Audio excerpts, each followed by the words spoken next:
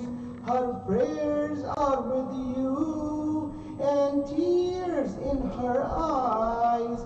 I'm looking for you, I'm searching for you, said Hussein on the day of Ashura. Oh my son, oh Ali Akbar, oh Ali Akbar.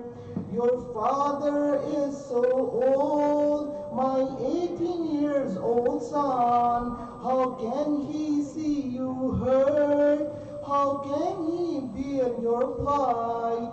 I'm crying for you, I'm crying for you, said Hussein on the day of Ashura. Oh my son, oh Ali Akbar, oh Ali Akbar. You are in so much pain. Tell me what's wrong, my son. Who did this thing to you? Who has saddened my heart? I'm crying for you, I'm crying for you, said Hussein on the day of Ashura. Oh my son, oh Ali Akbar, oh Ali Akbar. The spear is in your heart and tears in your eyes. How can I take it out? How can I see you die? I'm crying for you, I'm crying for you, said Hussein on the day of Ashura. Oh my son, oh Ali Akbar, oh Ali Akbar. I have taken out the spear, but you have stopped breathing.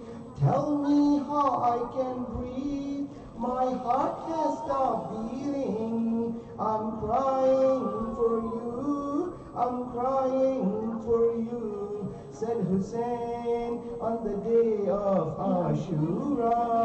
Oh my son, oh Ali Akbar, oh Ali Akbar. Salawat.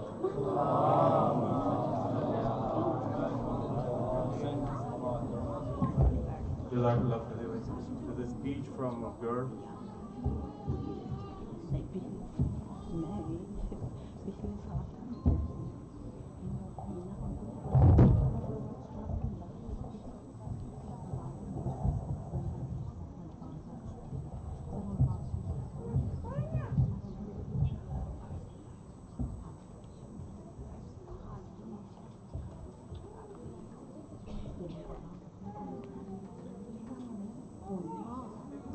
Nare Salawat.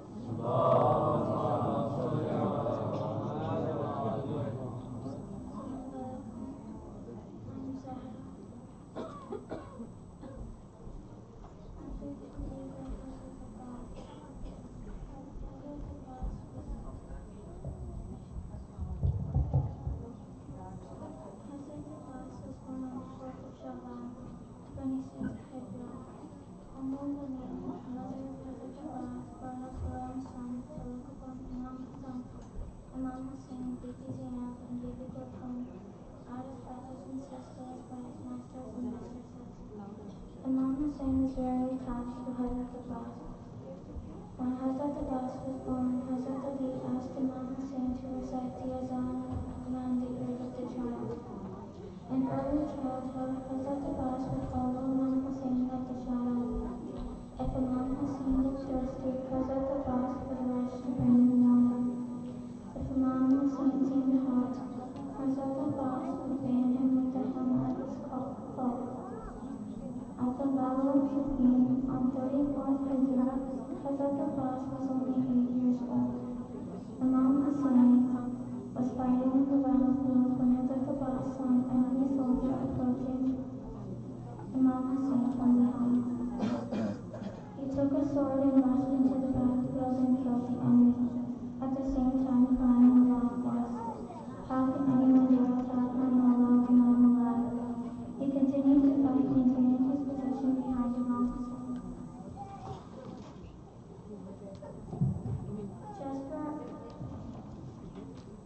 Before Imam Hussein left Medina, Muhammad summoned all of his sons and said to them, "My sons, you must remember why I love you. Imam Hussein is your master. If Imam or his sisters or his children get injured or hurt while you are still alive, I will never forgive you." There were tears in Hazrat Abbas's eyes as he promised his mother that he and his brothers would lay down their lives for Imam Hussein and his children. The caravan reached Karbala on 2nd Muharram. Hazrat Abbas was very particular with the children of Imam Hussein, especially baby Sakina, who was only 4 years old. Whenever the children wanted anything, they'd cry out, "Ya Abbas," or "Ya Allah," and Hazrat Abbas would go running.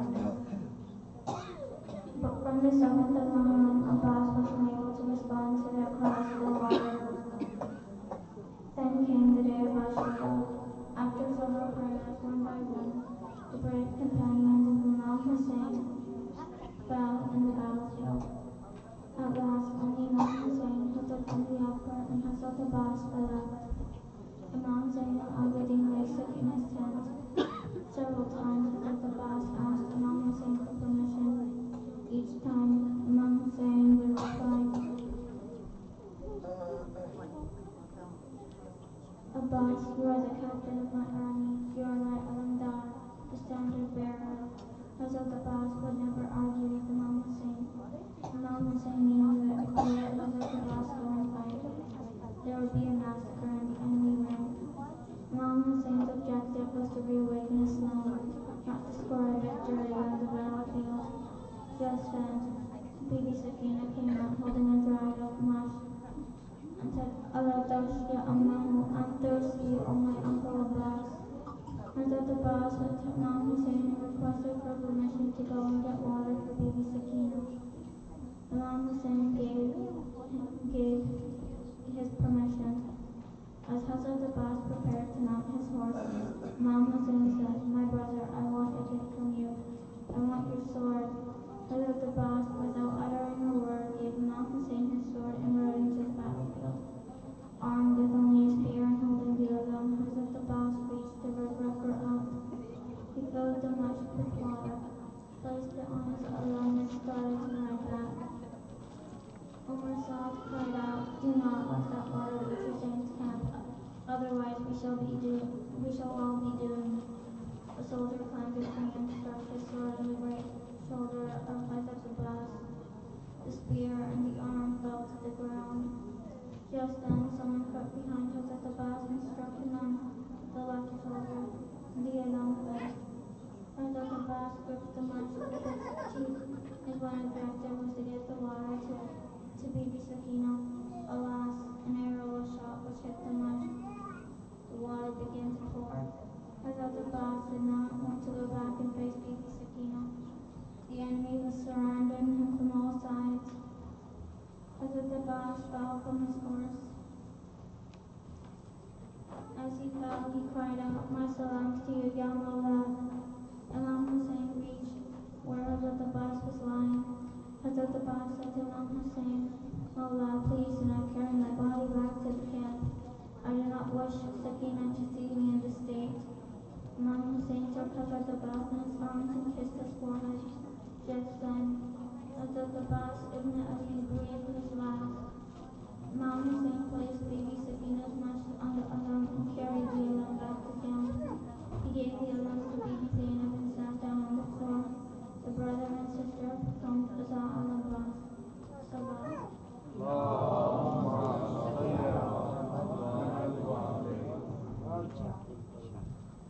Stop.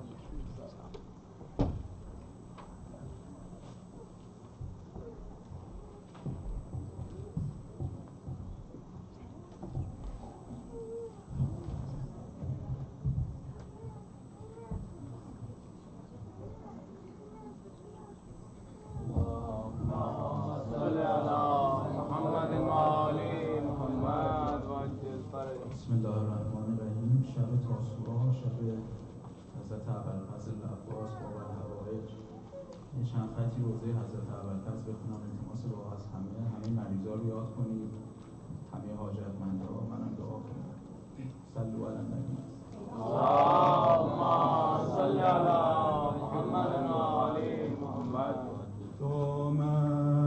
کشان رفتی دلم زیر و رو شد، دلم زیر و رو شد، دلم زیر و رو شد. چشم حرامی با حرم رو به رو شد، حرم رو به رو شد، حرم رو به رو شد. دامن کشان رفتی دلم زیر و رو شد، دلم زیر و رو شد. چشم حرامی با حرم رو به رو شد، حرم رو به رو شد. بیا برگرد خیمه ای کس و کارم، منو تنها نگذار ای علم دارم. بیا برگرد خیمه ای کس و کارم، منو تنها نگذار ای علم دارم، علم دارم. آب به خیمه نرسید فدای سرت، فدای سرت، فدای سرت. حسین قامتش خمید فدای سرت، فدای سرت، فدای سرت. آب به خیمه نرسید فدای سرت، فدای سرت، فدای سرت. حسین قامتش خمید فدای سرت، فدای سرت، فدای سرت. از تو خبر دارم با دستای خونی، با دستای خونی، با دستای خونی. زهرا بساطت کرد تو میدون بمونی، تو میدون بمونی، تو میدون بمونی. تو که پیرم کردی ای پناه من، زمین گیرم کردی ای سپاه من. تو که پیرم کردی ای پناه من، زمین گیرم کردی ای سپاه من، سپاه من. پیر شده برادرت فدای سرت، فدای سرت، فدای سرت. خون چشم خواهرت فدای سرت، فدای سرت، فدای سرت. پیر شده برادرت فدای سرت، فدای سرت، فدای سرت. خون چشم خواهرت فدای سرت، فدای سرت، فدای سرت. آب به خیمه نرسید فدای سرت، فدای سرت، فدای سرت. حسین قامتش خمید فدای سرت، فدای سرت، فدای سرت. ابوالفضل ساقی طفلان حسین، ابوالفضل شیرین تر از جان حسین، ابوالفضل شیرین تر از جان حسین. هر کی گرفتاری داره ذکر ابوالفضل میگیره، نداره راه چاره ذکر ابوالفضل میگیره. هر کی گرفتاری داره ذکر ابوالفضل میگیره، نداره هیچ راه چاره ذکر ابوالفضل میگیره، ذکر ابوالفضل میگیره. حسین منتظر بین راشه، حسن معتکف چشاشه، علی پیدا از شونه هاشه، پیدا از شونه هاشه. با ویلا میره حرم نیامد، با ویلا آب آورم نیامد، با ویلا میره علم نیامد، با ویلا آب آورم نیامد، با ویلا در خیمه قحط آبه، با ویلا روز مرگ ربابه، با ویلا دست عمو بریده، با ویلا رنگ بابا پریده، با ویلا رنگ زینب پریده، با ویلا بابا قدش خمیده، با ویلا در علقمه چه دیده، با ویلا قد بابا خمیده. ابوالفضل ساقی طفلان حسین، ابوالفضل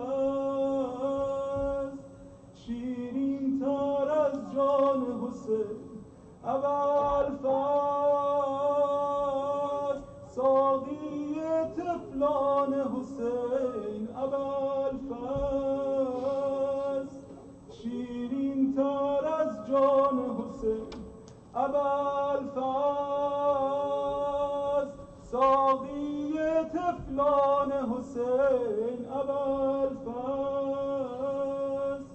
شیرین تر از جان حسین. با ویلا میره حرم نیامد، با ویلا آب و غرم نیامد، با ویلا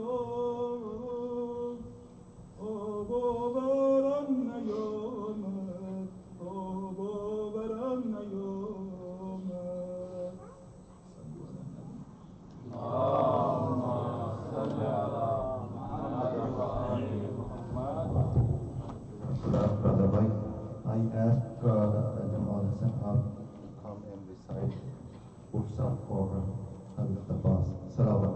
اللهم صل على محمد وعلى محمد.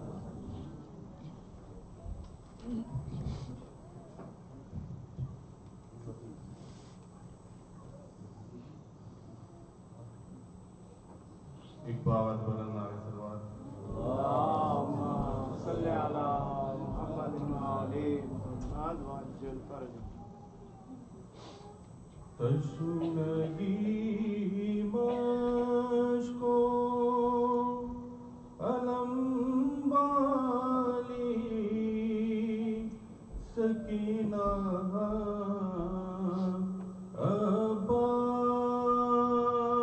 عباس ہے تیرے نام سے منسوب یہ چرچا عباس تشنگی مشکو علم والی سکینہ عباس سب روئی غار وفا جوش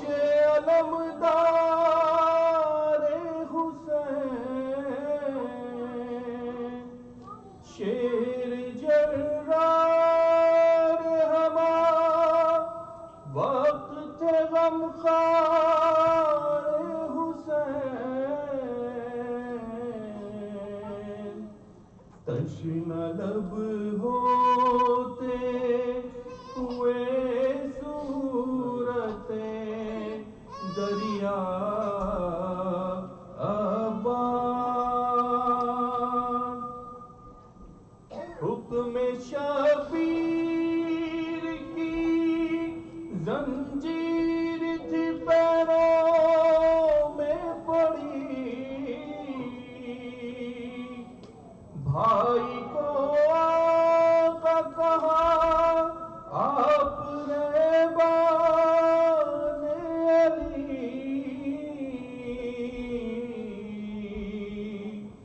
बावफा कोई नहीं आपके जैसा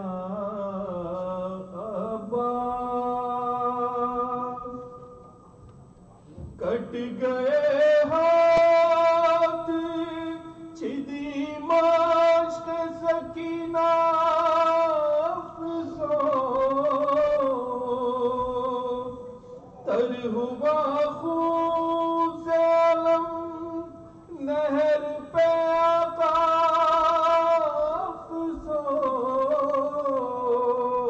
अफसोस क्यों न हो कुना सानिए ज़हरा अब्बास राह तकती है सकीना दर ख़ैमे पे खड़ी तश्न लब बाची पर कैसी है ये आफत की घड़ी खुद को बहलाती है दे दे के दिलासा अब्बास गिर गई सर से रिदा ज़ैनब मुज़्ज़र की उठो लाश उठती नहीं शबीर से अकबर की उठो आओ दे दो जरा सरवर को सहारा अब्बास हो गया टुकड़े बदन इब्न हसन का देखो मरहला आ गया बाजू में रसन का देखो कैद खूने को है शबीर का कुनबा अब्बास आग ख़ैमों में लगी अहले हरम कैद हुए बेकजावा उन्हें ऊँटों पे ले के चले सानिए ज़हरा ने हसरत से पुकारा अब्बास बात खातूने क़यामत न कभी टालेगी हश्र की धूप ना रेहान पाने देगी सिर्फ हल्का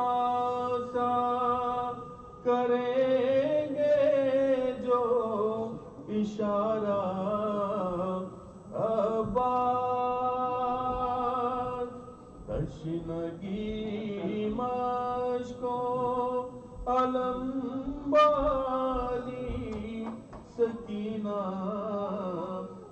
अब्बास है तेरे नाम से मंसूब ये चर्चा अब्बास तशनगी मशकों अलम वाली Sakina Abbas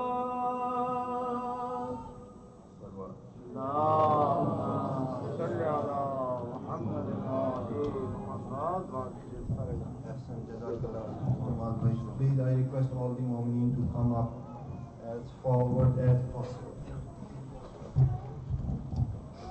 I request tomorrow we will expect a larger crowd, so any cars which you can park in this school, we will appreciate it. We need 1 or 2 volunteers who can shift the Mu'mineen who have parked down in this school to be brought them back here, Otherwise it's a 1-minute walk, So I request all of you to park there. I know we park on the grass, but tomorrow we need help there because there is a bathroom out there too. Secondly, on 29th of September, which is 18th of Muharram, 18th of Muharram, we have 19th of Muharram, we have an all-night program. It's an all-night program where Mu'mineen are coming from Canada, New Jersey, Toronto, Chicago. So everybody is invited, There's 8 Majlis of Muharram, 3 of your salawat. Allahumma salli ala Muhammadin wa ali Muhammad wa ajil farajah. Allahumma salli ala Muhammadin wa ali Muhammad wa ajil farajah. Allahumma salli ala Muhammadin wa ali Muhammad wa ajil farajah. أعوذ بالله السميع العليم من الشيطان اللعين الرجيم بسم الله الرحمن الرحيم وبه نستعين لا حول ولا قوة إلا بالله العلي العظيم والحمد لله رب العالمين والصلاة والسلام على أشرف الأنبياء والمرسلين خاتم النبيين أبي القاسم المصطفى محمد اللهم صل على محمد إلى قيام يوم الدين صلوات على محمد اللهم صل على محمد وعلى محمد وعجل فرجهم. مؤمنين ومؤمنات brothers and sisters in Islam, Iman, Salaam alaikum jami'an wa rahmatullahi wa barakatuh. وعليكم السلام ورحمة الله وبركاته. There were some questions left over from last night. So we talked about one of the questions a few nights ago from Slido was about a husband and a wife praying next to each other. So people had asked, okay, what if they are not praying Jama'at prayers? What if it's not a husband and wife? What if they're a ghayr mahram, etc. So the ruling which was mentioned about the distance between them. So first let's talk about if they're reading Jama'at prayer. If they're reading Jama'at prayer, right, any man and any woman, they don't have to be mahram to each other. That's not a condition. Then the distance at least has to be, as we said yesterday, the imam has to be, let's say he's standing here, then the woman would be to the right and a little bit farther back. And at the very least, the place where she's making sujood has to be in line with, although it's better if she's behind the place where his knees would reach. So she can be to the side, but it has to be a little bit farther back. So this, it doesn't matter if it's your mahram or ghayr mahram. Now the other question is, okay, well what about if it's furada? So again, for furada, there doesn't seem to be any issue over here. But what we'll call kind of a precautionary measure is, if there's going to be men and women praying in the same area, like let's say same line or whatever, then what's best is, so Ayatul Sistani, hafidhahullah, if let's say there's a Jamaat prayer happening, right, and there's an imam leading, and then you have a line of men, let's say on the left side, and then women on the right side, which usually don't happen in our centers, because normally we have dividers. If you have a divider, or if you have a curtain, then they can be connection, there's no problem with that, they can be side by side directly. But if there is no divider or curtain, then there has to be a little bit of space and gap between the men and women if they're side by side. Ayatul Sistani says that there should be The rough measurement is about 4.5 meters, which is about 15 feet, right? That should be the gap between the men and women side by side. This fatwa of Ayatollah Sistani's is ihtiyat wajib, which means that you could, if you want to, refer to the next most a'la marja. Ayatollah Khamenei, for example, says that the gap only has to be maybe a foot or a step or something like that. So as long as there's a little bit of a gap, according to Ayatollah Khamenei, that's okay, that's enough. But for Ayatollah Sistani, the gap has to be ihtiyat wajib, is about 15 feet or so. So hopefully that clears that issue up. Is that common like in the house, like husband and wife, if they're reciting furada? If they're reciting furada, I mean, obviously it would be easier if they can pray, either, like I said, side by side, behind each other. That would be obviously the easiest thing. If they can pray Jamaat, obviously, if all the shara'it and the conditions are met, meaning the husband has the ability to lead, right? Meaning he can recite properly, for example.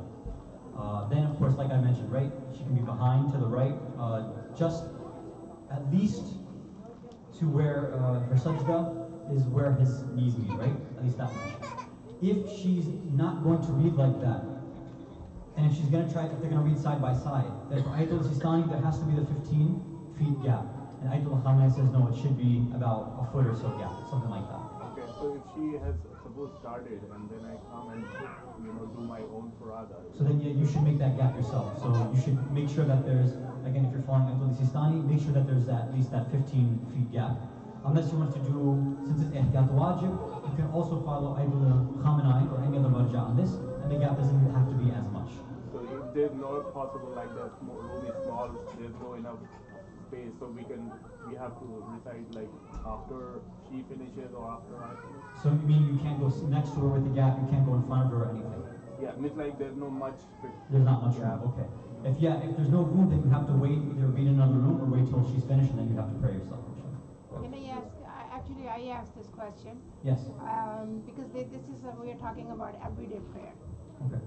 Can they stand side by side and do it? Like everyday prayer, like Fajr, Zohar, Asr. Are we talking about Jamaat or Furada? Yeah, this is my question.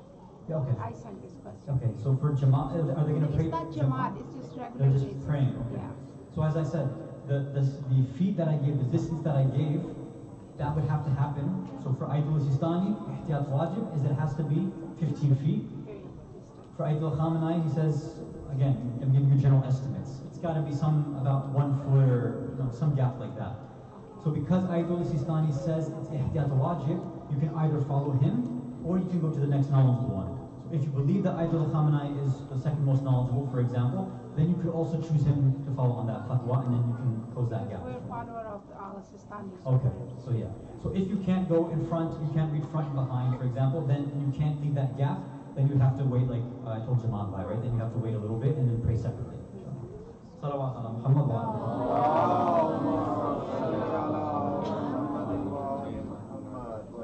You mentioned overeating is haram. Is this a fatwa?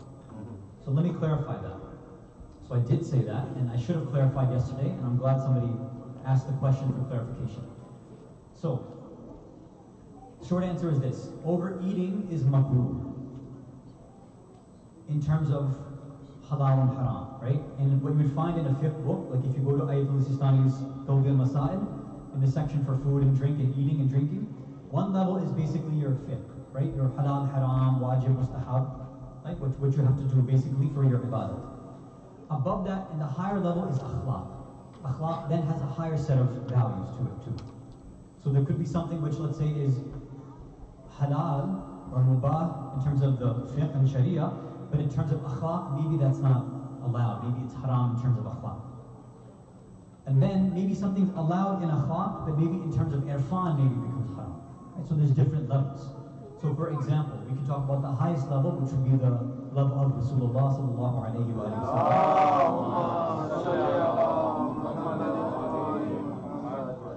For him, because the lowest level is not enough for him, even that middle level of akhlaq is not enough for him. He follows the highest, most perfect, the kamal level of the sharia. So for someone like him, even salatul layl is wajib for him. Right? So everybody has that different maqam and darjah. Is it wrong to work for a store like Costco, which obviously sells haram and najis things? Would you get the guna and the ma'asiyah and a sin for bringing out a customer who's buying the haram. So it'll depend on what exactly you're bringing up. So two things we have to clarify. Are you actually the store owner? Like, are you making the profits, or do you just work there? If you're the store owner, then that's a problem for you. It's going to be an issue selling most haram or najis things, right? You have to check with the marja, but most of the time you can't sell and make profits off of those types of things. But most of us, I'm sure, won't be doing things like that. So now, let's say you're a cashier at Costco, Walmart, wherever, or a restaurant. So there's something that, since you're a cashier, it's actually not your profit, right? So let's say a Christian comes and they're buying some, let's say, chicken or whatever. Now, we can't eat it. We couldn't buy it and eat it, of course. But that Christian's allowed to do that. So over there, the ulama say, this is not you selling it, you're doing taqdeem, right? You're just kind of passing it off to them. You're not involved really in the transaction, right? You're just kind of moving things along. So for there, you can sell meat which is not dhabiha meat. That's fine. What you're not allowed to do and help out with, according to Ayatul Sistani, and I believe most contemporary marajih, is you cannot even do taqdeem of alcohol and pork. Those things you cannot help somebody gather. So if that's the case, you're going to have to work that out with your boss. If somebody comes in line and has that, you'll have to figure out exactly what to do. You know, for example, I've seen people who, let's say, work at a restaurant like whatever, Cheesecake Factory, Fridays, whatever. What they do is if somebody makes an order for alcohol, or they order like a bacon or pork dish, they'll ask one of their friends, another waiter or waitress, to deliver that, right? So they won't be involved with it. And maybe you can, again, if you're working as a cashier, you can work out with your boss, explain to them your religious rulings, and then I'm sure they can work something out with you, inshallah. Salawat ala Muhammad wa Allahumma salli ala Muhammadin wa ali Muhammad. Next question. I feel a lingering sense of guilt and shame when I stand in front of Allah every day to pray, to the point where I don't pray at all. What can be done about this? So we have to understand what kind of guilt or shame are we feeling, or are you feeling when you come in front of Allah? Is it because of the sins? Most likely it'll be that, right? That there's so many sins on my shoulders that I feel bad talking to Allah. I don't want to come in front of Allah because I'm not improving myself, for example, right? So we have to understand and we mentioned it, I think, in the Q&A a few nights ago, that there's a good type of fear or guilt or shame, and then there's one that is shaitani and satanic. So what's the difference? If, let's say, you feel bad, you feel guilt or shame for your sins, and that gets you closer to Allah, well, this is something that's good. Right? Your guilt and your shame should lead you to talk to Allah. Allah is saying that I've left all of these things like azadari. I've left things like salah. I've made things like dua. I've left all these things for you so you can come back to me. I know that you're going to sin, but I've given you ways where I can wipe your slate clean right away. Again, we're saying that even shedding a tear in Muharram will clean us up. This is the kind of mercy that azadari has, the kind of power and blessing that it gives to us. Now, if the shame or guilt or despair that we're feeling is pushing us away from Allah, then this is shaitan that's messing with us. They say one of the tricks of shaitan is to say, you know what? Allah's not going to forgive you because this sin is too big. Allah's not going to forgive you because you're sinning too much. This is shaitan messing with you. Why? Because they say Allah's mercy is wasi'ah. It's wider than anything else. And in many of the du'as that you see from the ma'sumeen, and those who are feeling this sense of guilt or shame, I would encourage you, especially to read these du'as, especially of Imam Sajjad alayhi salam. And Sahih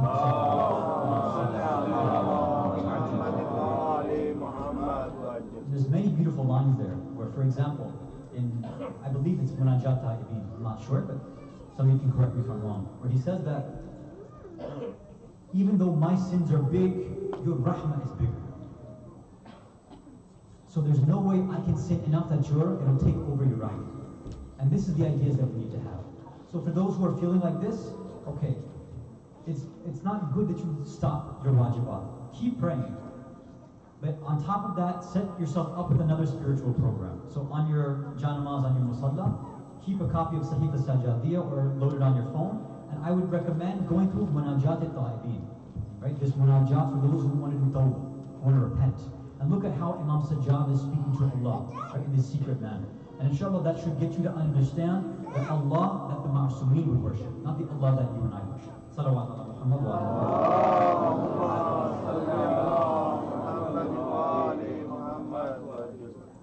Our children have no faith and are leaving Islam.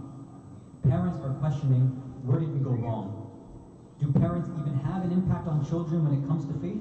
Or is it all up to Allah? If it's all up to Allah, should we even bother? Should we just accept the fact that they are faithless and it's all with Allah? So there's a few different dimensions here. Some we mentioned last night when we talked about Islamic parenting, right? We said that if you follow the spiritual tarbiyah program that the Ahlul Bayt have mentioned and taught us, 0 to 7, they're your master, 7 to 14, you're the master, 14 to 21, you become equals and friends and advisors. If you've done your job, after 21, then you're forgiven. Allah says you're ma'dhur, you're excused.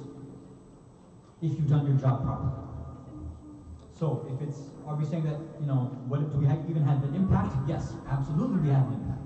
And as I said last night, especially in those early stages, those early developmental stages in a child are very, very crucial.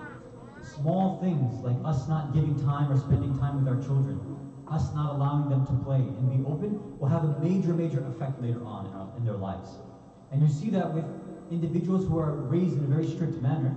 And I've given this example. I don't know if I gave it here, maybe to somebody else privately. If you look at all these celebrities who were child celebrities, right? Who were raised very, very young. Like, look at Michael Jackson, for example, right? Michael Jackson from a young age, right? When he was part of the Jackson 5, his whole life was just about entertainment, right? Just about training constantly, vocal training, everything, right? He was forced to do all this.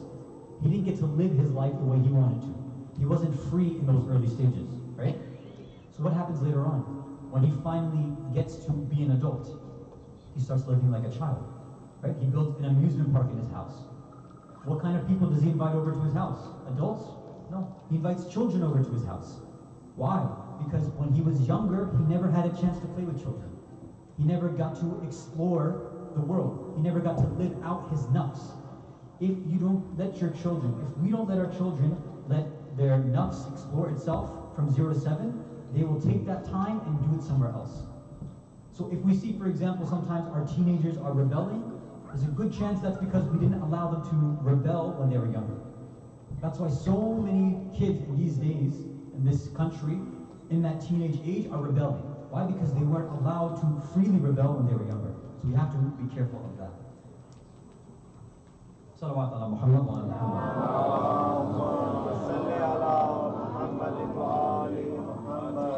As far as other points of where did we go wrong, again, I don't want to put it where did we go wrong and this and that. I think I've been mentioning points every night, besides these specific ideas of Islamic parenting. These other ideas where if we're trying to teach our children Islam, the way that we learned it, where we came from, might not be the best way that we have to teach our children over here. We might have been able to listen to just a majlis from the countries where we came from, and that might have been enough to keep our iman thabit and intact. But over here, things are different. In countries overseas, where we grew up as Muslims, right? India, Pakistan, Iraq, Iran, etc. And Afghanistan, wherever we came from in the Middle East and in Asia. Islam was the norm. Nobody ever questioned whether God existed or not. But over here, the main question is whether God exists or not. In fact, it's the way that if you believe in God, you're a fool. So the way that we have to learn and the method that we have to teach our children has to be different. And for those of us who don't understand which way we should be doing it, that is now let's call it a wajib duty, not in terms of fiqh, but call it an akhlaqi duty. It's wajib for us parents to do more research and figure out how can we raise our kids in this country, in this society, so they can be ready to handle all the shubahat, all the doubts about Islam, or religion in general. And that might mean you and I have to do more research than we've done before. Maybe we're okay with the Islam that we have, fine. But that's not going to be enough in this country. That's not enough in this society, and we're going to have to go and do more. That might mean researching about psychology. It might mean studying more aqa'id than we have before. It might mean studying with our children, right? Again, especially if they're older, in that 14 to 21 phase, we have to treat them like equals. Not that we know better than them and that we're telling them to do. We have to sit down and have a discussion with them and understand where they're coming from and build that channel of communication. Salawat ala Muhammad wa ala Muhammad.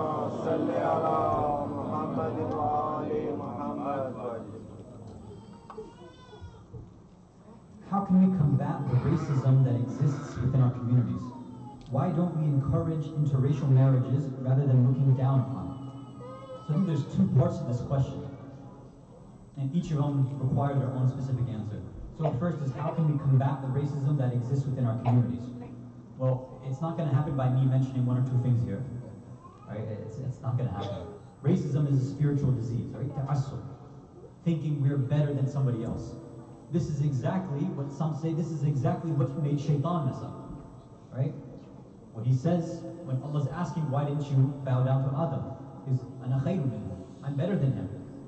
You made me from fire, you made him from dirt. He's looking at these zahiri, outer aspects. Obviously, if somebody's fire and someone else is dirt, of course you're going to think they're better. It's almost a rational thing. So how many of us say, well, you know, of course I'm better because of whatever, my economic opportunities or my educational opportunities. Yeah, you might not say it out loud, but subconsciously you might feel like you are better. Or yes, I grew up with Islam. So somebody who comes to Islam afterwards, who reverts or converts to Islam, oh yeah, I was born and raised with it, so I have more Islamic experience. When usually what we see is it's the other way around.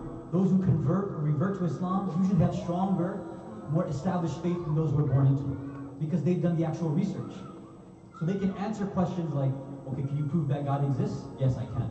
Can you prove that why Ghadir took place and why the historical proofs of the Shia are correct? Yes, I can prove that to you. Can you show us exactly what happened during Saqifa? Yes, I can show that to you. Every single thing that they can offer that. They've studied these books in depth. For most of us, all the proofs that we have are pretty much just from majalis, which is okay, but it's not enough. Those who come to Islam later on, or who are kind of, let's say, reborn or born-again Muslims, usually have a stronger established faith, right? So we should keep that in mind. So again, I have no one-line answer, except, we can say the same things that have been said every year, that every race and every color and every ideology was at Karbala defending the Imam, but sometimes that won't be enough for us.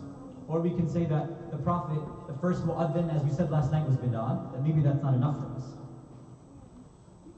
Having that kind of spiritual disease takes time to eliminate. It takes understanding. You have to reflect on your own self. Am I really accepting of every single person that comes in here? Or if I see somebody of a different skin color walking into the center, is my first thought in my mind, maybe they're an FBI agent, or maybe they're a Wahhabi. So we have to reflect in ourselves, what are we actually thinking deep down? And if you see that negative thought inside your own mind, then you're going to have to go and speak to Allah about that and say, Allah, I don't want this ta'assub, I don't want this racism in my heart. You need to help get rid of that. You need to help me get rid of that from my heart. Now, as far as the second part, which is about encouraging interracial marriages, this whole idea of marriage, see, I don't think there's necessarily anything in Islam says that you should encourage interracial necessarily. I'm not saying you discourage it, but at the same time, you also don't encourage it. The idea of marriage, about who you should marry, is a deep philosophical understanding, right? There's a lot of factors that have to be considered when you marry somebody. It's not just about, for example, are they from the same culture? If they're from the same culture, that could be a good thing, but it could be a bad thing. Okay, some people, for example, a Shia might marry a Sunni. Is that good or not? It's allowed, but is that going to be good for marriage? You have to consider that as well. So there might be things which are allowed and halal, but does it actually mean that it's a good thing? That we have to sit down and talk. I don't want to go into too many details, inshallah, because of lack of time. So perhaps we can continue either in a private Q&A or another night, or we can discuss it privately, inshallah. Salawat ala Muhammad wa ala Muhammad.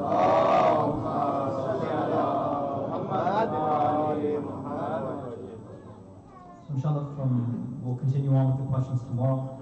We'll continue on with our topic, inshallah, right now. You can send another salawat ala Muhammad wa ala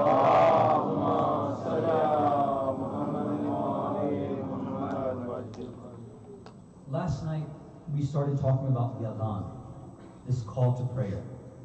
A mu'adhin, one of their duties, their major duty, is to remind us about who Allah is. Who are we about to talk to? Who is this great entity, this great ilah that we're speaking to? That's the job of the mu'adhin. Now we move forward. So we talked about wudu, we talked about getting your mind ready for salah.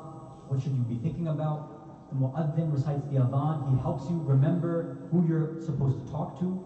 Hopefully your mind should be in the right place now. you get ready, you're on your musalla, right? You're on your janamaz. Now the first wajib, actual wajib part of salah is your takbiratul ihram. So I want to focus a few minutes on that, inshallah. So first, I want to mention just some fiqh issues regarding that before we talk about the philosophy and wisdom. So many people have a confusion about which way the hands are supposed to move when you're doing your takbir. And not just takbiratul ihram, anytime you say takbir, you say Allahu Akbar, how exactly should your hands go up and down? What position should they be in? So I want to cover that, inshallah. So we've got a few common methods that I've seen in communities. One method is the Mickey Mouse, right? Have you guys seen that before? Where it's everything open like that. One method is the karate chop, where it's everything you're chopping down, right? So these two are not the correct methodology. There's different opinions among the ulama, but I'm going to give the majority contemporary opinion. So they say that all fingers should be joined together, right? Even the thumb needs to be together. As you're raising it, I know there's a difference here, but I'm going to give you just the general opinion. That as you're raising it, the top of your, let's say, whatever, the highest, I guess, would be middle finger, should be just below where the bottom of your earlobes, right? So it'd be raising it like this. And your palm should be facing towards the qibla. So no karate chops, no open stuff like this. It should be closed, and then this low. Okay? So that's that. According to many of them, now how should you say Allahu Akbar while you're raising your hands, right? Some just kind of Allahu Akbar like this, some say Allahu Akbar then move. I've seen every different method. So most of our maraji say that you start with your hands down. As you start saying Allahu Akbar, you start raising your hands. By the time you hit the the re, the ra in Akbar, your hand should be at the top. So it's one fluid motion like Allahu Akbar, and you should be done. And then your hands go down. There are a few maraji who say it a bit differently. For example, I believe Ayatollah Nasir Makarim Shirazi, Hafadahullah, his opinion is that it's basically half and half. So you say like Allahu Akbar, and then you end with your hands down. So you can check your specific marja. I checked with Imam Khomeini, Ayatollah Khamenei, Ayatollah Sistani. Those three say that it's ending, Allahu Akbar ends with your hands like this. Is that clear? I hope so, inshallah. Salawat ala Muhammad wa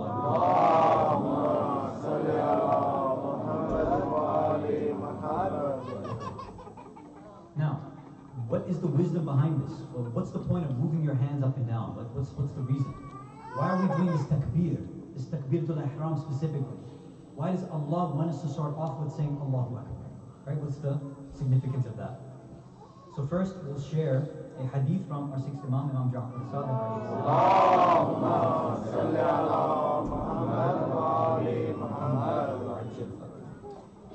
He says, whenever you say Allahu Akbar, make sure you truly understand and believe that whatever is between the heavens and the earth is nothing compared to His might and His magnificence. Because if Allah looks into your heart, He looks into the heart of an abd, a servant, and that abd is reciting their takbir, and he sees something that contradicts that takbir, then He'll say, hey, you liar. Are you trying to trick me? Are you trying to deceive me? I swear by my might and my magnificence, I will deprive you of tasting the sweetness of my dhikr, of remembering me. And I'll exclude you from my proximity and from gaining pleasure through your dua. Now this is a big deal here. Imam here is saying that if there's any sort of nifaq, if we're lying to ourselves when we say Allahu Akbar, then we're kind of screwed here. He's saying that you won't be able to enjoy your salah. You won't be able to even enjoy your dua. Now again, I'm sure many of us have this problem in our lives, right? Where we want to enjoy prayer, but we can't. This is one of the main topics we've been talking about.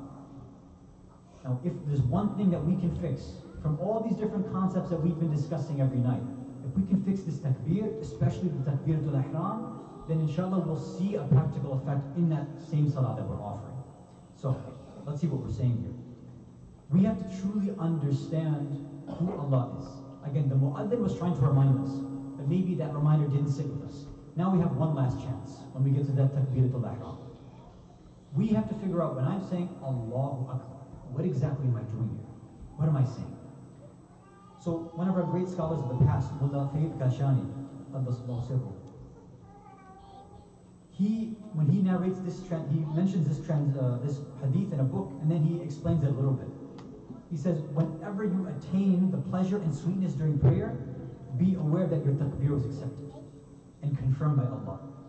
And if it's not, you'll feel that Allah has pushed you out of his area, his court, and he doesn't confirm your utterance in regards to as a liar. So this means we have to understand takbiratul ihram. We have to understand Allahu Akbar. Now, I know you all know the translation, God is great, or some might say God is the greatest, whatever. So over there we have this idea that, okay, we have Allah, okay, I have some idea in my mind of who Allah is, and then Akbar, he's greater, or he's the greatest. We have in some narrations that if you say Allah is the greatest, then that's a problem. If you think that this means Allah is the greatest, that he's greater than everything, then the Imam say here that you've done a problem, right? Haddad, one person who says Allahu Akbar, said to the Imam, it means that Allah is greater than everything. He says, no, you're limiting Allah. What do you mean I'm limiting? I'm saying that Allah is greatest. He's the greatest. He's greater than everything. Say, no. If you can picture Allah and then picture everything else and you're comparing Allah like that, then that means you're limiting Allah. Well, how else are we supposed to think about it? How else are we supposed to think about God if we're not going to compare him to other things? So, think about this. In our minds right now, when you think about God being the greatest, what exactly comes in your mind? What comes in your heart?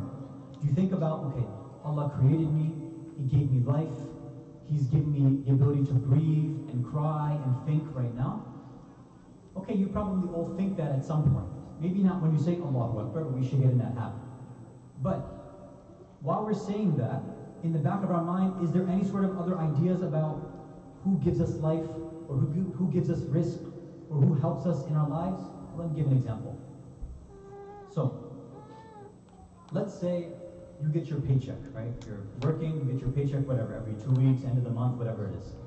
When you get that paycheck, in the back of your mind, who do you actually thank for that paycheck? Who do you think gave you that paycheck? Was it your boss? Was it your company? Was it your payroll department? Was it you? Do you think that you were the one who, well, I did the work, I put in the effort at work, so I deserve this paycheck? Anytime you're putting somebody else next to Allah, then Allahu Akbar goes out the door. That means you're a liar. If for every single thing you can think back and say, no, the reason I was able to get this paycheck, the reason I was able to get this money, the reason I was able to do this physical labor or mental labor at work was because Allah gave me that ability. It's him who's doing it, not me. If he wanted to, he could have made me paralyzed at work and I couldn't have done anything.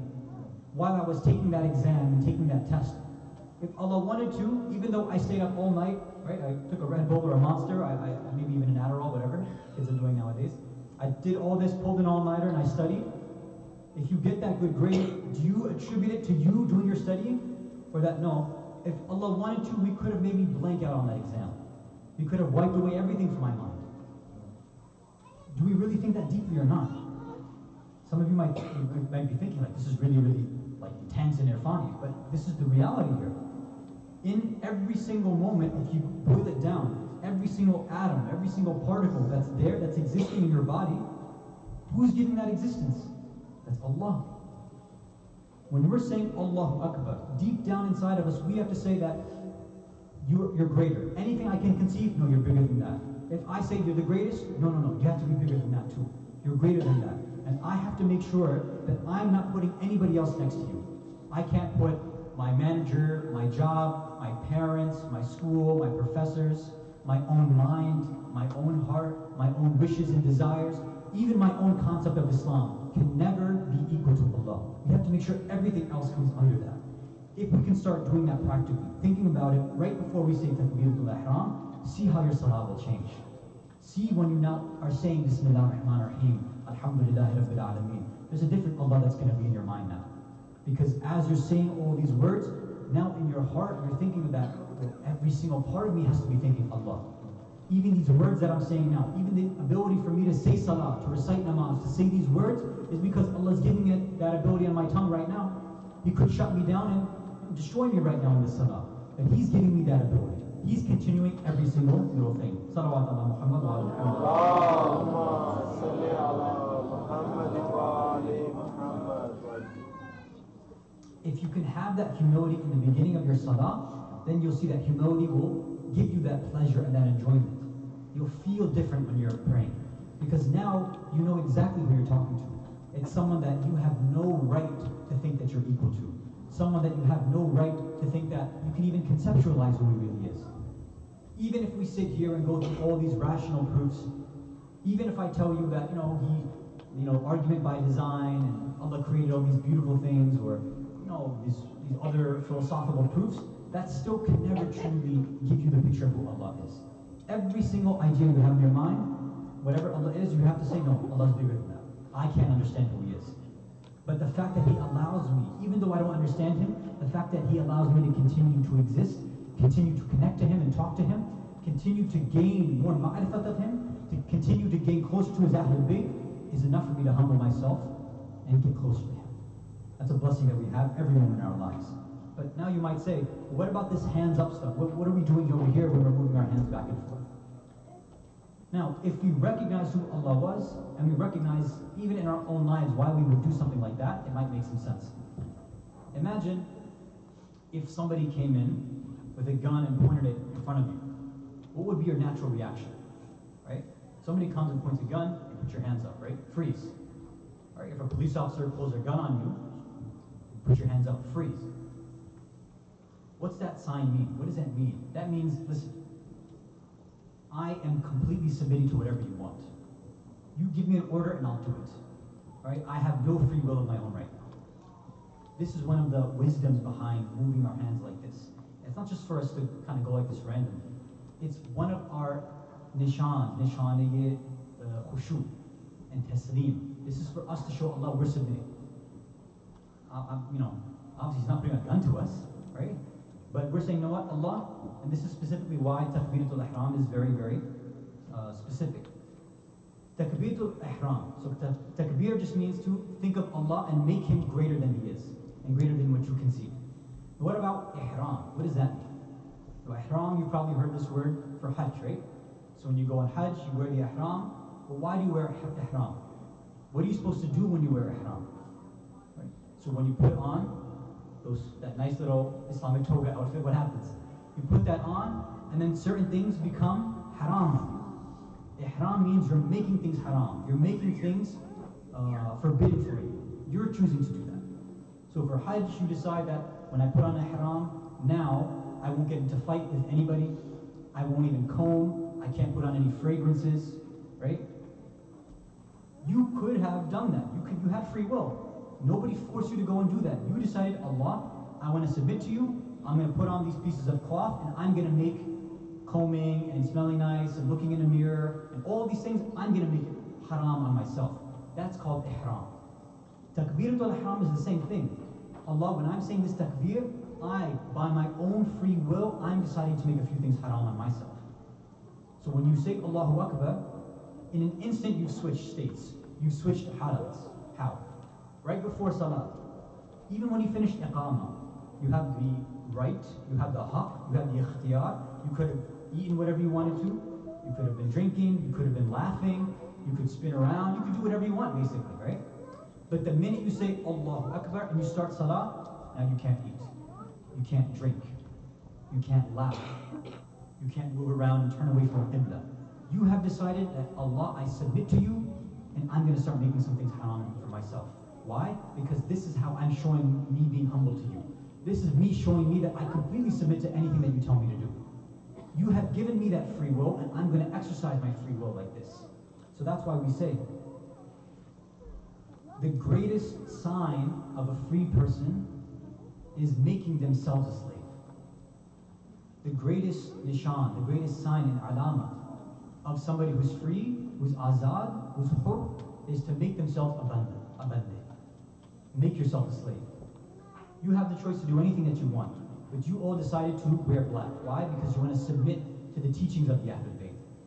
You want to submit to the grief and sadness in the morning azadari that we commemorate here.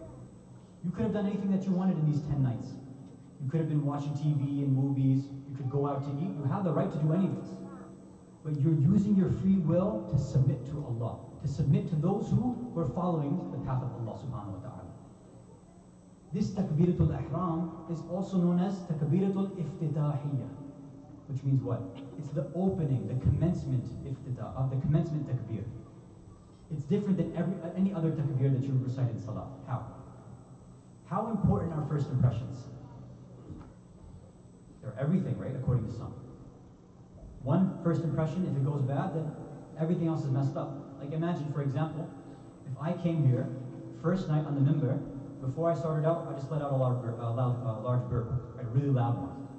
No matter how good my speeches are, no matter how good my content is, you're always going to remember me as the burping guy, right? I won't be able to get rid of that. Because that'll be stuck in your mind, right? Being something that strong and powerful. Allah's saying that this takbiratul ihram has such a powerful first impression. If you get this right, then everything else should be good in your salah. Make that good first impression, and then everything else in your salah will be strong and powerful as well. Salawat ala Muhammad wa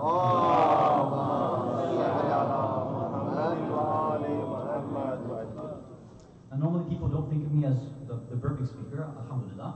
Usually they think of me as the guy with long hair, which inshallah was one of the questions on Slidos, which we'll have to address tomorrow night, inshallah. So the last point before we move on to the Masahib, inshallah. So we've been talking about submitting, giving up, everything, having this ma'rifat of Allah. And yesterday they talked about, I just would like to spend a few minutes talking about this with your permission. We were talking about how when somebody is disconnected from the dunya, when they're trying to connect back to Allah, they don't view their own possessions as their own. They view their property, they view their money as belonging to Allah. So whenever Allah has given them a way for them to spend it, they spend it in that way. If you get, that's what Allah's doing to me, now I'm going to burp, see? Drinking too much gives me gas, I don't know what happens. So, Allah's given us the freedom. You can spend money any way you want to, right? You have all this extra cash, right? Alhamdulillah, many of us have a nice income, we're surviving, we have nice houses, good jobs, alhamdulillah. And maybe we have a little bit of extra savings. Now what are you going to do with that extra savings? Well, you have a choice.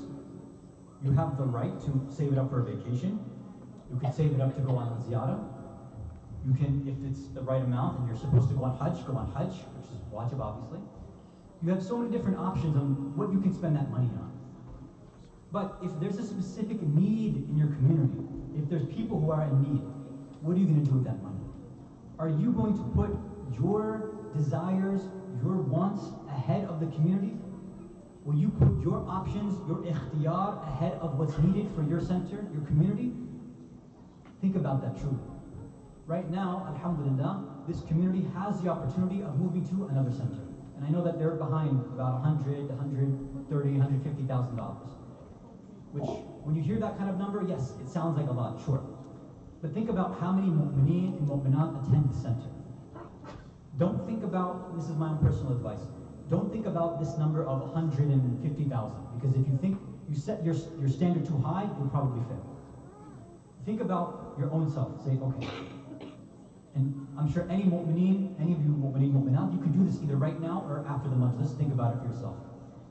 Say, okay, right now, in this moment, with this connection that I have to the Ahlul Bayt, this ma'rifat that I'm trying to gain, trying to get closer to Allah, I want to act upon everything that I'm learning in these majalis. Okay, so what should I do?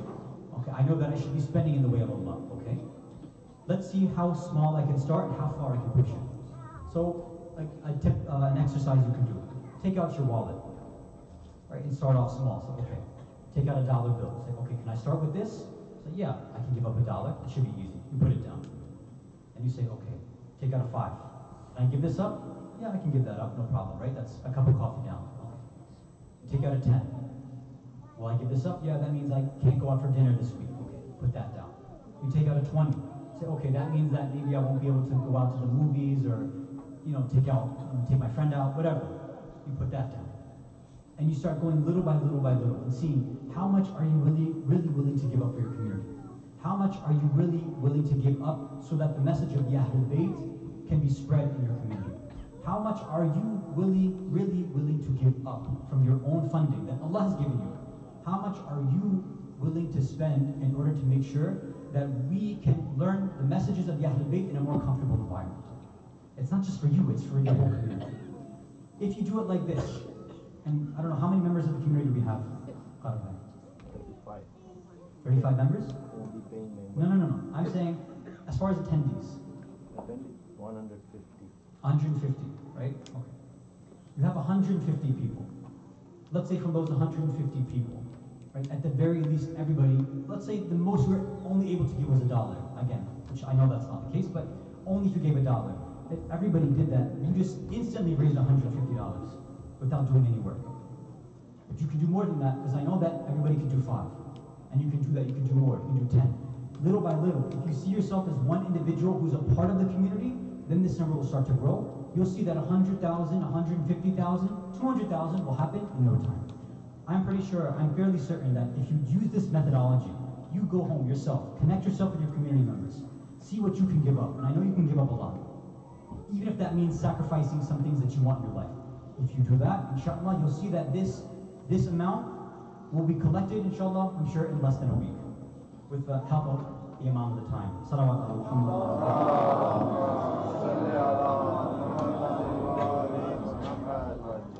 So I apologize that I know that we are over time, but technically I was requested, so this is not my fault, this is the board's fault. So inshallah, tomorrow we'll continue with the Slido questions. There's a lot that are left. We will also continue with this topic. We're going to start talking about the idea of, now that we understand the Takbiratul Ihram, we're connecting with Allah. Now we move on to Bismillah ar-Rahman ar-Rahim. So we'll see if we can understand what this idea of starting in the name of Allah, what does that really mean for us, and how can we apply that in our lives. And tomorrow, since the program will be a bit longer, what we've decided is that for those who are interested, what we'll do is for those, of course, who want to take part in the poetry, the matam, and the miya, that'll happen obviously after the speech. For those who are interested, we're going to have, again, another informal Q&A or discussion at that same time, right? So you can choose whichever you'd like to do. I'm not saying which one is better or worse. If you would like to participate in the matam, do that. Myself, I'll be downstairs with whoever would like to join. If you'd like to have a private conversation, we can do that. Otherwise, we'll have a public Q&A or discussion downstairs following the speech right away. Salawat ala Muhammad wa ala Muhammad.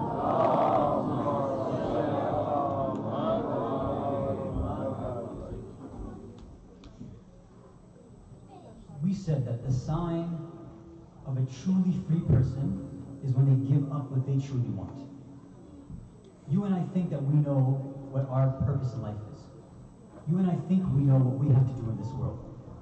We feel like you and I know how to connect and how to serve the Ahlul Bayt. This personality that I think all of us have a special place in our heart for. This person, when we say he is wafadari, he is loyalty. Loyalty learns how to become loyalty through him. How is that the case? Why is he understood? Why is he connected with loyalty and wafa? Imagine, he's being raised by his mother his whole life. Abbas is being raised his whole life that, Abbas, your only job in life is to protect your brother Hussein. This is your job in life. Whenever Hussein goes somewhere, you follow and make sure no harm comes to him. Now imagine this same Abbas, this Alamdar, the one who carries the flag. Even Yazid, even Yazid, when he sees this Alam in Sham, he says, if only I had a soldier like this. He says, look at this flag. It's struck from every single side except from one part. There's one part that hasn't been touched. It's still brand new. He said, if that means that the soldier who was holding this flag was somebody who never let it go to the last minute. This is our Alamdar, this is our Wafadar, this is Abbas. Now imagine, on the day of Ashura, Abbas is hearing everyone crying, Al-Atash, Al-Atash, Al-Atash. He's going constantly and asking his brother, his Imam, give me permission, let me go out and fight. His whole life's purpose was to fight for the Imam, to defend the Imam. And now the days finally come, and his Imam does not give him permission. Imagine what that would do to somebody. Imagine if we felt like we had a purpose in life, we feel like we had a specific skill set. We were created to serve the Imam of our time. And when the Imam comes, he says, no, that's not your duty. This is Abbas. Abbas's loyalty is not to his own desires. Abbas's loyalty is to Hussein. Whatever my Imam tells me, that's what I do. I take my own desires, my own wants, my own purpose, and I throw it away. My Mawla, you tell me what to do, and that's what I'll do. And that's why they say that even when he was allowed to go out, Imam, according to some narrators, wasn't even allowed to go out with his sword. A person who could have wiped out this whole army was told, don't go out with a sword. This is Abbas. This is wafadari. This is loyalty. Now, we say that on the day of Ashura, as everyone is going out, Abbas is asking for permission over and over again. Hussein keeps turning him away and saying, Ya Abbas, you're my flag bearer, you're the commander, you're the Amir of the army. If I send you out to go and you don't come back, what's going to happen to the morale in our army? I can't just send you out. Again and again, every time Abbas comes and asks for permission, Hussein gives the same response. Abbas, you're the Alamdar, you're the Amir, you're the commander, everybody's looking towards you. I can't send you out. Finally, Abbas comes, Hussein gives the same response, and Abbas says, Mawla, look around, there's no one left. I'm an Amir with no army. There's no one for me to command anymore. Hussein says, Abbas, fine. I'll let you go out and I'll let you fight, but on one condition. If you're going to go through the enemy's camps, there's only one goal that you have, and your goal is to get water for these thirsty children. You have to quench the thirst of all these children here. This is what you do, Abbas. You know, mu'mineen, mu'minat, azadaran, I think most of us have heard one version of the story. We hear that Abbas himself goes out to Al-Qama. He goes out himself to the Euphrates to find this water. But you know, there's, I think, another more authentic version that some of our ulama say, which breaks our heart even more. And they say that Abbas didn't go out alone. Abbas went with Hussein. They went out together to go get this water. They couldn't handle this cry. When Sukaina comes out and says, Ammu Abbas, Al-Atash, Al-Atash. Do we have any water? The place that Sakina has in the heart of Abbas, Abbas's heart breaks. He says, please, let's go out and get this water for them. Hussein and Abbas go out together to try to grab this water. In the middle of the fighting, Abbas and Hussein are separated. The enemies come between them and they separate them. Abbas now is able to make it to Furat. When he gets to Furat, Abbas makes it to Furat, and this is the wafa of Abbas. He makes it to Furat. He fills up his water container. And Abbas, in this moment, has every right to take a sip of water. Abbas has every right to quench his thirst so he can fight more. But they say, فَذَكَرَ الْعَطْشَ Hussein. He remembers the thirst of Hussein. He remembers the thirst of Sakina. He remembers the thirst of Ali Rasla. He takes this water and he throws it back. He says, until my Mawla can have a sip of water, until my Sakina can have a sip of water, until Asghar can have a sip of water, I can't even look at this water anymore. He throws it back and he continues back to the other side.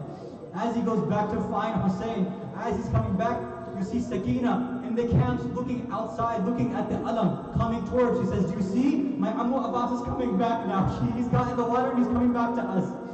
She's telling all the other children. They're all looking at this alam. It's small, it's getting bigger and bigger and bigger. But then they see the alam go down. They see the alam go down. And we know on the other side, Abbas is running and running. The soldiers come from all sides. They cut off one of his arms. Abbas takes the other and puts it in his other hand. They cut off the other side, and that falls down. And now Abbas is trying to hold this water container with his teeth. Arrows are shot into his eyes. He's bleeding from all parts. Now, when this went down, when Abbas went down, you see him calling out, Ya Mawla, Mawla adrikni. Hussein starts to make his way towards the body of Abbas to see where he's calling him from. Mu'mineen, mu'minat, I need you to understand something very, very clearly. Normally, Hussein is imagining that he should find the body of Abbas as he's going towards him. But that's not what he did. As he started going towards Abbas, they first found one of his arms. He went forward and found another arm, and then he went forward and found the body of Abbas. Do we know what this means?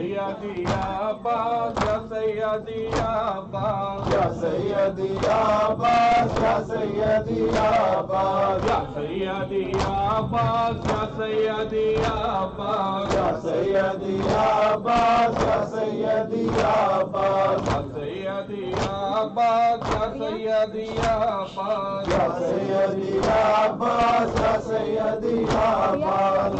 जब हाथ कलम हो चुके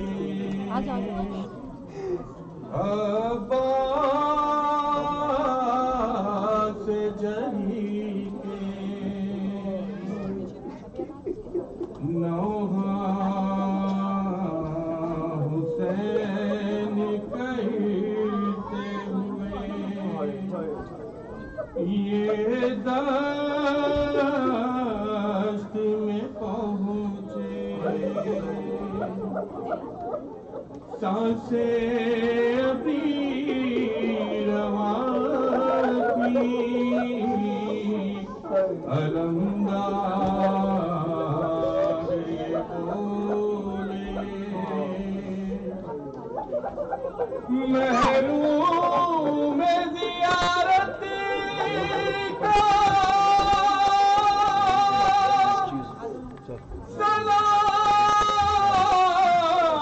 सलाम आखिर है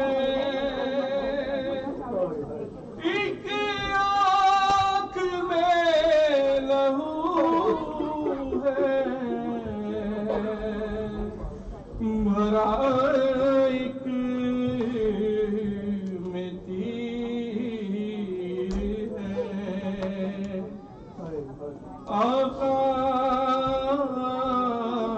मेरे मौला आका मेरे मौला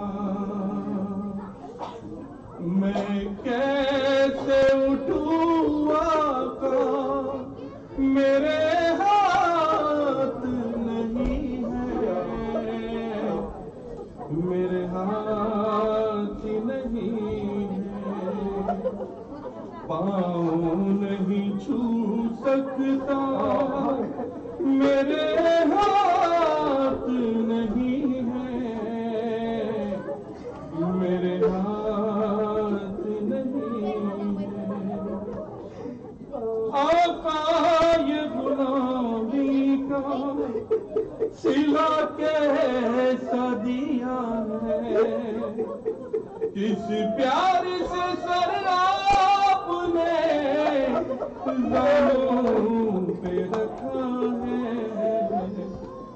उठ कर सलाम करता मेरे हाथ नहीं है